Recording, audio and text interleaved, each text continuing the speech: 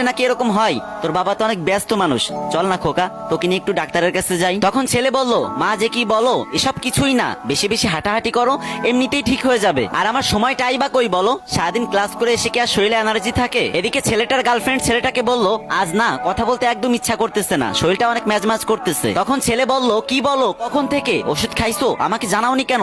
এক্ষুনি বের হও, আমি তোমাকে এখনই ডাক্তারের কাছে নিয়ে যাবো। আর একদম দেরি করবে না কিন্তু, না হলে শরীরে জ্বর এসে যাবে। এদিকে শুক্রবারে মা ছেলেকে বলতেছে, আজকে তো তোর ছুটি, চল না বাজান, তোর নিয়ে একটু বাজারে যাই। প্রতিদিন বাজারের ব্যাগ টানতে টানতে আমার কোমরটা ব্যথা হয়ে গেছে, আজকে তুই আর আমি একসাথে বাজার করব। তখন ছেলে বলল, মা মাত্র একদিন ছুটি পেলাম, একটু শান্তিতেও থাকতে দিবা না? এদিকে ছেলেটার গার্লফ্রেন্ড ছেলেটাকে বলতেছে, ওই আমার কিছু জিনিসপত্র কিনা দরকার, তুমি একটু আসো তো। আর তুমি তো জানোই শপিং ব্যাগ ধরলে আমার হাতটা লাল হয়ে যায়। তখন ছেলে উত্তরে বলল, তুমি একদম চিন্তা করো না, তুমি রেডি হতে হতেই দেখবা বান্দা হাজির। আর এদিকে মা তার ছেলেকে বলতেছে, বাজান কতদিন তোর সাথে হাঁটতে বেরোই না, তুই যখন পিসি